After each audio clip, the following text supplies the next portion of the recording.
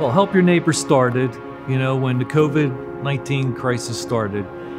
Pastor John wanted us to get engaged in the community, see what we could do beyond what we're currently doing, how we could be church. And so I was looking at organizations, I was looking to see what was out there in the community that we could participate in. I went to bed, it was on a Tuesday night, and I kept getting woke up in the middle of the night, and it was God, and He kept giving me these little ideas, so I'd get up, go to the bathroom, I'd jot them down. And what I did was start putting it all together. Is like, okay, we have soup kitchens, there's food pantries that are already working. We have this huge facility, it's sitting vacant right now. We have a large church body, but they're not engaged with anything right now. So how about just putting it all together? And so what we did was we started contacting food banks and food shelters and organizations that are taking care of the needy and the poor. And they were like, yeah, we could use help.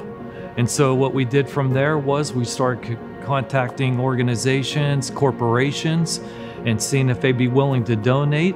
And then from there, God just took over. And it just has been pouring in ever since.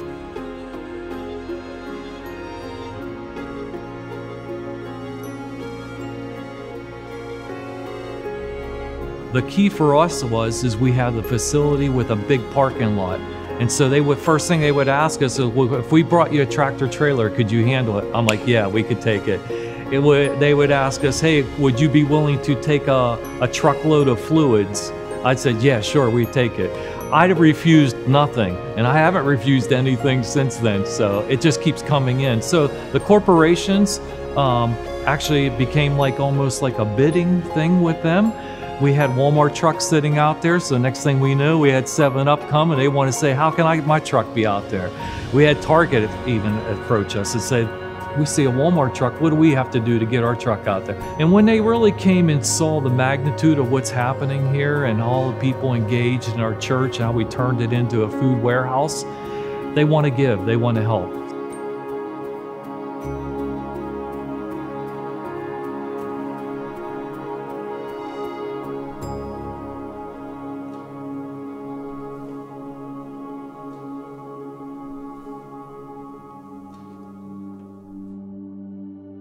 My name's Dan, I'm with 412 Food Rescue. What we do is we prevent food from entering the waste cycle and instead repurpose that food and donate it directly to people who are in need. And we're proud to work with Victory Family Church, who has been they've been a lifesaver for us. You know, just in that first couple weeks of coronavirus happening, I got a call from Drew here, who mentioned that they were doing a bagging program and asking for help in terms of food support.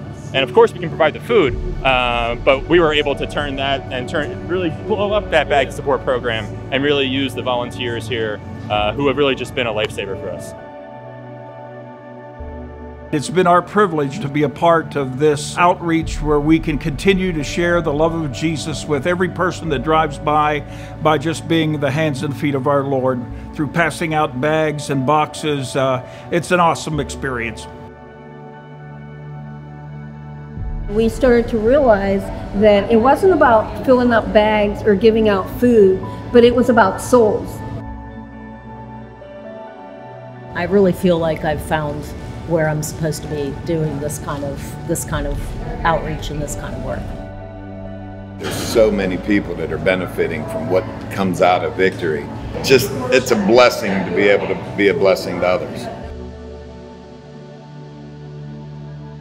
Our focus has been on the community, the elderly, single moms, and veterans. And so we've been taking care of those people. We've been doing ministry with that groups of people before. And with this COVID going on, we've been able to just multiply that. And we're going to continue to work with the groups of people. We were on the forefront of it. And like we started immediately when COVID crisis began. But what we saw along this whole journey is other churches saying, how can we do that? How can we come alongside it?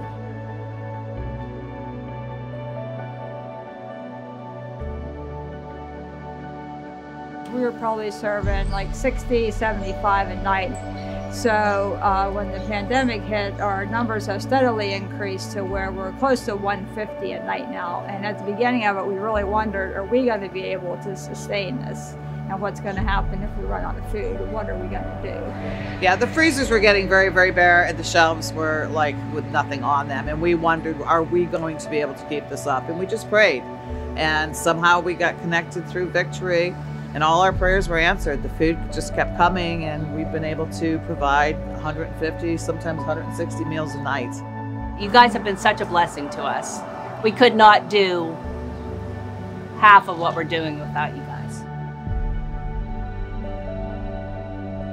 We have a lot of people that are unemployed because of this, the response to the virus. We have a lot of people who are not getting unemployment for various reasons yet.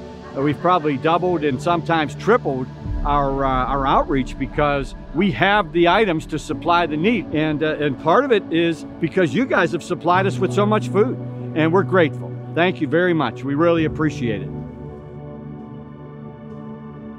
Whenever the pandemic began and we found out that children were not going to eat, my wife said to me, we got to start making bag lunches. We just went down there in front of our garage and we just began making sandwiches. And then we got to the place where it's financially tough because we're a small congregation.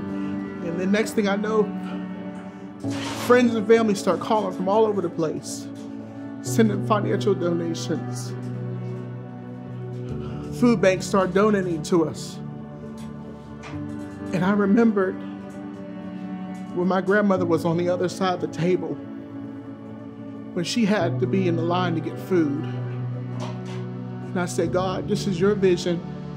Do what you want to do with it. Whoever you want to send to help, let them help.